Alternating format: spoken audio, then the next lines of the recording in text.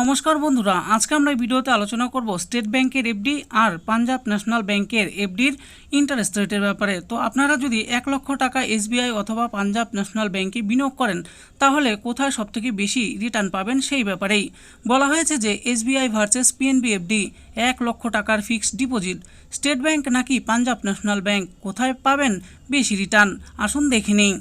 SBI versus PNB 1 lakh FD Returns. অর্থ বিনিয়োগের ক্ষেত্রে সবচেয়ে নিরাপদ হলো ফিক্সড ডিপোজিট, কারণ ফিক্সড ডিপোজিটে আপনি নির্দিষ্ট সময়ের জন্য একটি টাকা রেখে একটা নির্দিষ্ট পরিমাণ সুদ পাবেন এবং মেয়াদ শেষে সুদ সহ সমস্ত টাকা রিটার্ন পাবেন। দেশের সর্ববৃহৎ দুটি ব্যাংক হলো স্টেট ব্যাংক অফ ইন্ডিয়া এবং Punjab national bank.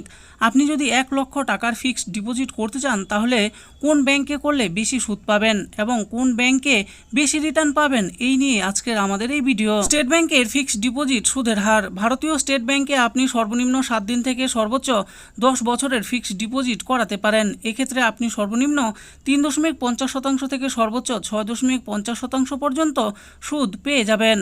Punjab national ব্যাংকের ফিক্সড ডিপোজিট সুদের হার।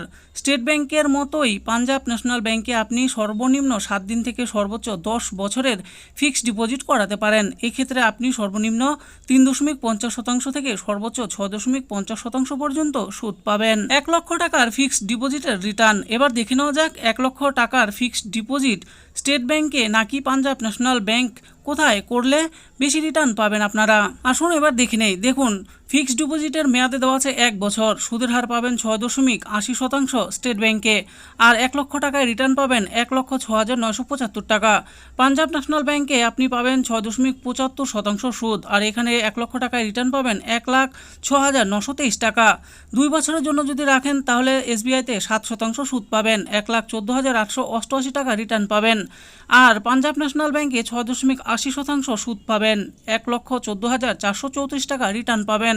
3 বছরের জন্য যদি করেন তাহলে 6.75% সুদ দিবে এসবিআই, 1,22,239 টাকা হবে 1 লক্ষ টাকা বিনিয়োগ করলে। আর পিএনবি দিচ্ছে 7% সুদ, 1,23,144 টাকা পাবেন মোট। এরপর 5 বছরের জন্য যদি করেন তাহলে এসবিআই দিচ্ছে 6.50%, আপনি টোটাল পাবেন 1,38,042 টাকা। পিএনবি দিচ্ছে 6.50% সুদ, আপনি টোটাল পাবেন 1,38,042 টাকা। 8 বছরের জন্য যদি করেন এসবিআই দিচ্ছে 6.50% সুদ, 1,66,501 টাকা আপনি রিটার্ন পাবেন। আর পিএনবি দিচ্ছে 6.50% সুদ, 1,66,501 টাকা আপনি রিটার্ন পাবেন। 10 বছরের জন্য যদি করেন এসবিআই দিচ্ছে 6.50% সুদ, 1,90,556 টাকা আপনি রিটার্ন পাবেন। পিএনবি দিচ্ছে 6.50% সুদ, 1,90,556 টাকা আপনি রিটার্ন পাবেন। উপরোক্ত টেবিল লক্ষ্য করলে দেখতে পাবেন 1 বছর এবং 2 বছরের ফিক্সড ডিপোজিটে আপনি স্টেট ব্যাংকে বেশি রিটার্ন পাবেন, কিন্তু 3 বছরের ফিক্সড ডিপোজিটে আপনি পাঞ্জাব ন্যাশনাল ব্যাংকে বেশি রিটার্ন পাবেন।